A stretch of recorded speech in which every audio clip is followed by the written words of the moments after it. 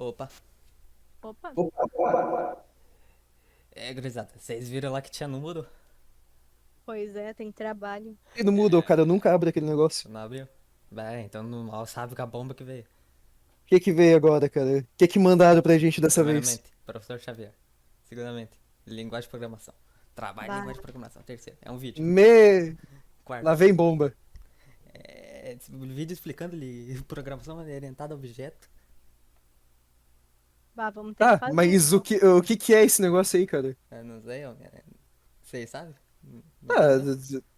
pô, vamos ter que pedir ajuda da Wikipedia. É Procura. verdade. Aí lascou, velho. Ah, velho, como é que vamos fazer esse trabalho agora, velho?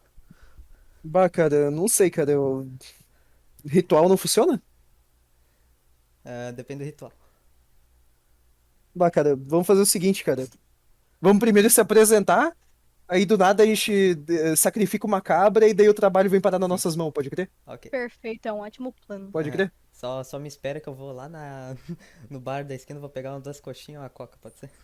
Pode crer. Ok. Ok.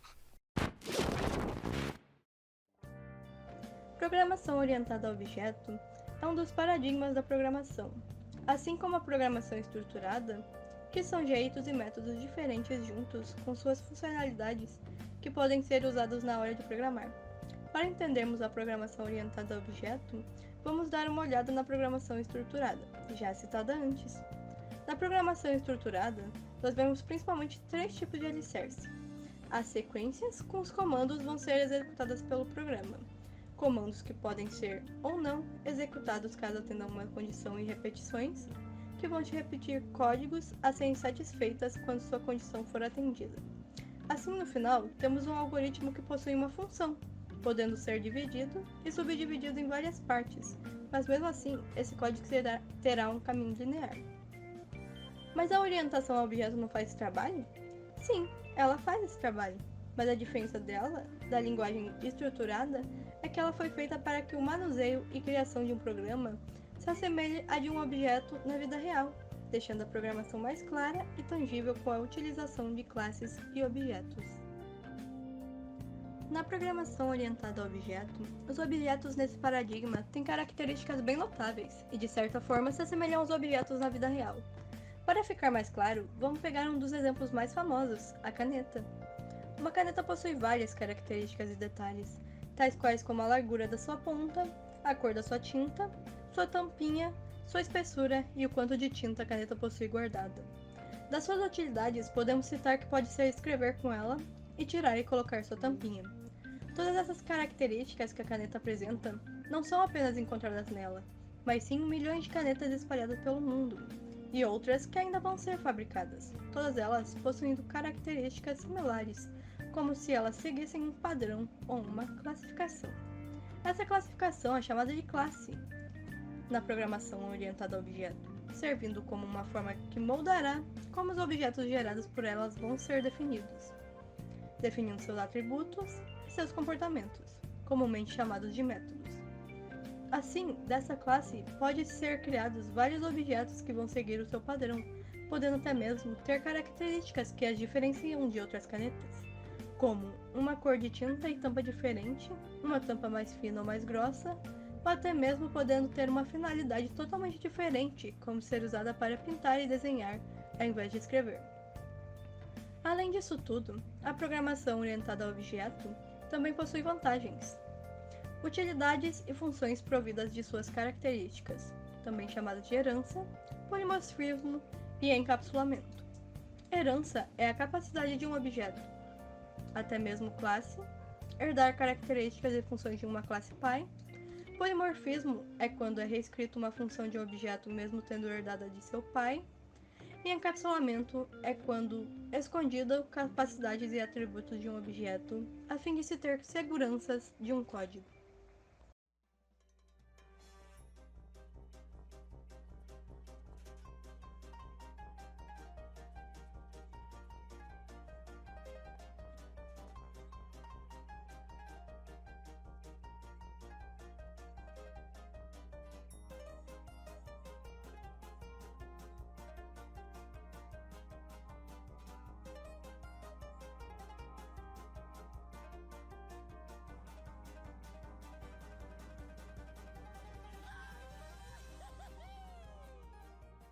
Esse meu código que eu estava fazendo, nós temos a classe, que se chama Leitor DDD, e ela é uma classe pública. A classe nada mais é, em explicação simples e informal, é como uma forma de pão. A classe é a forma e de lá sai o pão formado. Os métodos dessa minha classe seria fazer uma comparação com os DDD para saber qual a região correta, sabendo-se assim qual a região que utiliza aqueles DDD. Ou seja, o método seria descobrir qual a região através dos switches e cases utilizam eles. O meu atributo é apenas um, que nesse caso é o int DDD. E o resultado disso é o objeto, pois após receber esses números, que podem ou não ser um DDD, ele procura no código e me diz qual região utiliza esse DDD e se ele é ou não um dos que foram cadastrados.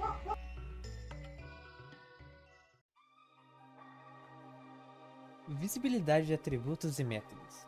Primeiramente, visibilidade de atributos e métodos, olha, como o nome já diz, né, é a visibilidade, né, tá vendo, né, clear visão, né, tem a percepção de atributos e métodos, né, como você pode ver, tipo, como você pode ver, né, o grande pastel da pastelaria do Beisola, né.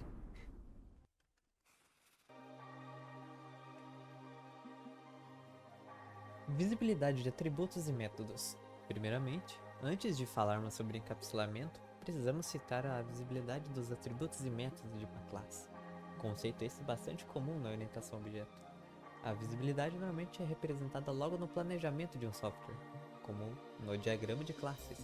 Nele, os atributos e métodos podem ganhar uma característica de sua visibilidade, indicando o nível de acesso que você pode ter de um componente interno de uma classe, sendo público quando qualquer classe pode ser usar, privado quando apenas a classe dono atual pode utilizar, e protegido, que na maioria das vezes apenas o dono e seus descendentes podem usar. O conceito esse de herança vai ser abordado com mais detalhes depois. Logo, uma vantagem quando se limita ao acesso de alguma coisa de uma classe, nós estamos protegendo o sistema do usuário, evitando possíveis danos, falhas de segurança, encapsulando e criando uma interface.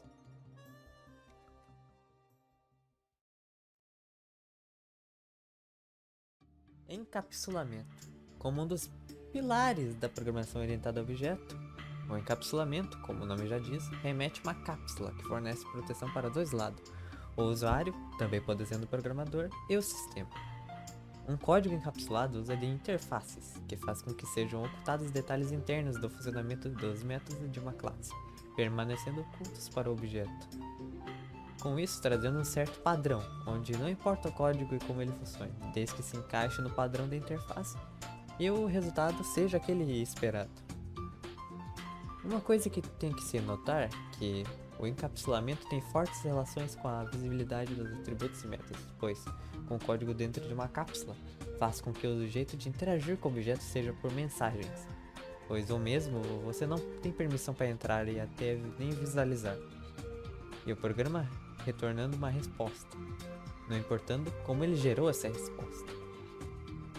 Esse meio com que interagimos a um objeto comumente ganha o nome de interface, como já citado antes, que podemos dizer que é o meio que um contrato do mundo exterior com o mundo interior, definindo uma quantidade de serviços que o mesmo pode e deve fornecer. Em uma interface, assim como uma classe, temos métodos, mas esses métodos são de forma abstrata, pois de fato não tem um desenvolvimento nela, pois eles vão ser programados de fato na classe, e não na interface. E logo, uma interface também não possui atributos, e os métodos são públicos, assim tendo comunicação do exterior com o interior, como dito antes.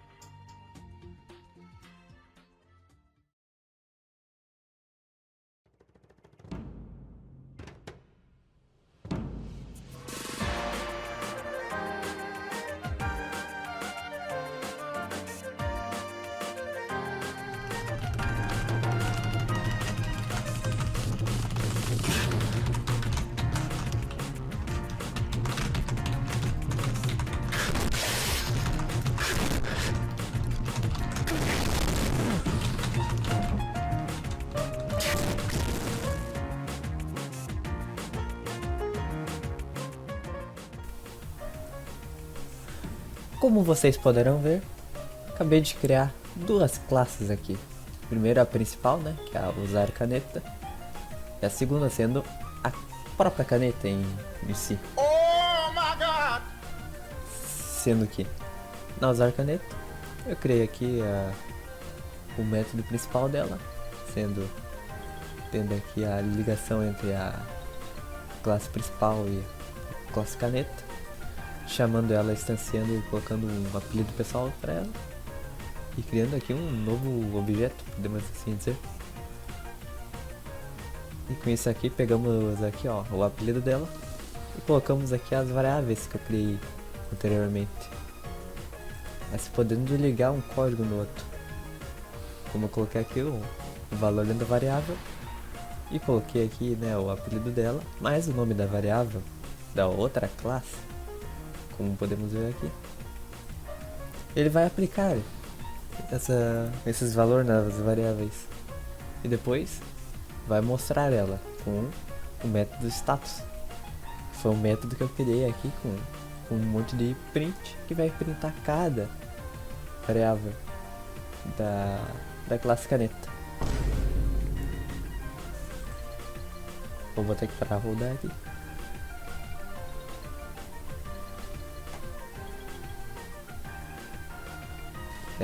Como vocês viram, deu tudo certo. Mas se eu quiser fazer o seguinte, está tudo público aqui, mas se a variável tampada for privada, o que vai acontecer? E aí, o que vai acontecer?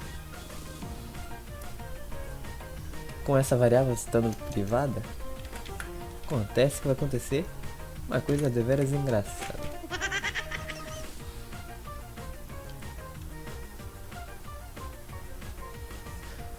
Com o tampada igual ao verdadeiro, você pode ver que o próprio NetBeans aqui já está dando problema. Por conta que ele não vai conseguir alterar essa variável porque ela é privada. Apenas a classe que essa variável pertence, esse atributo no caso, poderia ser alterado. Por conta disso, para que nós alterarmos esse atributo, nós teríamos que fazer o seguinte: chamar um desses métodos aqui que eu criei, que são públicos. O public void tampar e o public void destampar. Nesse caso, vamos fazer o seguinte: vamos pegar aqui o destampar.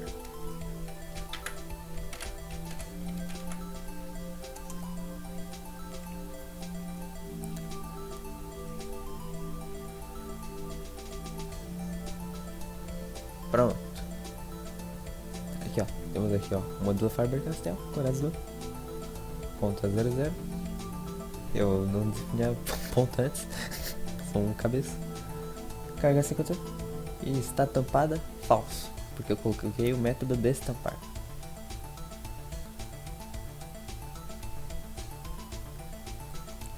E era isso. Ah, bueno, adiós, Master.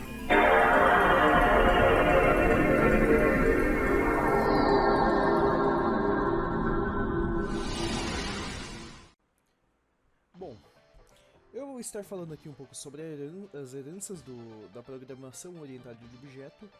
E, bom, heranças é uma parte bem simples do conteúdo, onde, bom, herança significa literalmente o que o nome dela diz, é uma herança. É quando uma superclasse dá seus dados, suas permissões e seus códigos para as subclasses. Normalmente, como podemos ver aqui, a superclasse funcionário está dando os códigos, deixando reutilizar os códigos para a sua subclasse. Atributos, métodos, esse tipo de coisas. No caso, as subclasses são o gerente, a secretária e o telefonista. Como nós podemos identificar uma superclasse e uma subclasse? Nós podemos utilizar um testezinho aqui, que é chamado método E1. Por exemplo, a secretária é um funcionário, porém um funcionário não é uma secretária. Então podemos utilizar isso daí para descobrir qual será a superclasse. aqui na outra aba nós temos um pequeno teste, onde temos a pessoa, que é a superclasse.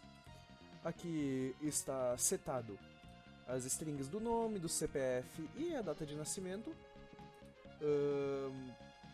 Aqui eu estou marcando como a pessoa essas 3 variáveis. Aí aqui temos, por exemplo, o aluno, onde nós temos onde nós estamos importando da pessoa, da superclasse no caso, o nome, o CPF e a data, e adicionando a string matrícula. Porque lembrando, nós podemos puxar qualquer coisa da superclasse, porém, se nós quisermos adicionar, mas nós podemos adicionar qualquer coisa extra também, como por exemplo, professor. Nós estamos importando o nome, CPF e a data da pessoa, porém estamos adicionando o salário e a disciplina. No caso, o professor não terá a matrícula do aluno, pois ela só está adicionada no aluno, que é outra subclasse separada. Agora você me pergunta, como nós podemos testar isso? É simples, você abre você só precisa abrir uma classe de Java e fazer o seguinte, digitar isso daqui, esse código muito complexo, Ctrl A, pronto. Aí nós temos a nossa resposta. Assim nós podemos criar o aluno José Francisco, o CPF 123456789 e a data. Enquanto isso, nós estaremos adicionando isso dentro do aluno, que no caso é essa daqui. Então vamos testar.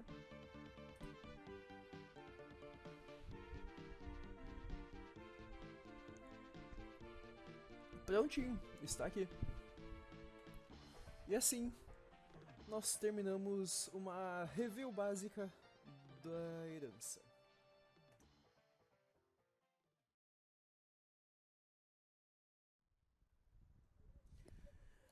Bah, cara, finalmente, cara. Demorou muito, mas conseguimos terminar o trabalho. Glória a Deus, né? Puta merda. Até agora eu não sei como é que a gente conseguiu pesquisar tanto sem nem ter aula sobre. Foi uma semana pesquisando, né? Pô, e olha que não tinha, a gente tá com o trabalho atrasado ainda, né? Verdade.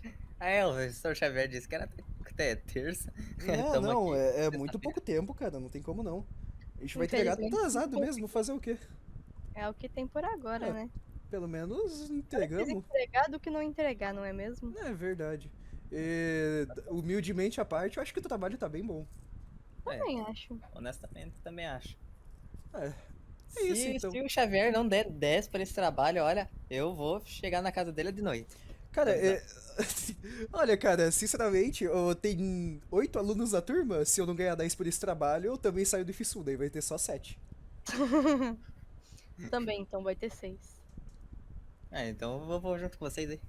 5? Ok. Era isso então, gurizada. Vou dormir agora porque tô cansado. Também. Tchau, tchau, gente. Até mais. Buenos dias, Master. Só não vou dormir, mano, porque eu tenho que zerar Fire Emblem de novo. Falou. Pode crer. Até mais. Até. Tururu.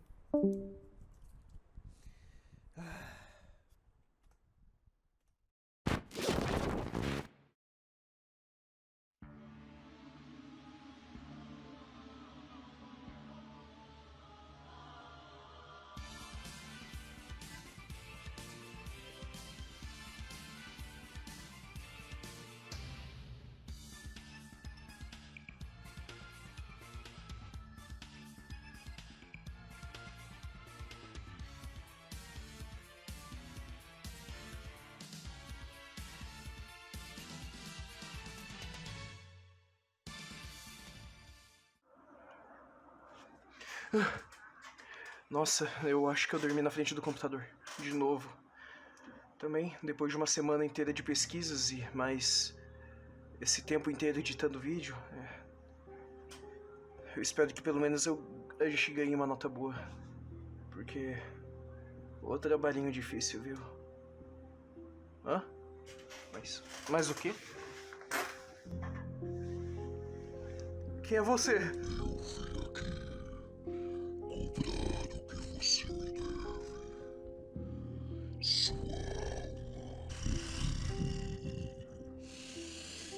Você achou que passar de ano em Vissu seria barato? Agora, líder. Por favor, não faça isso. Não.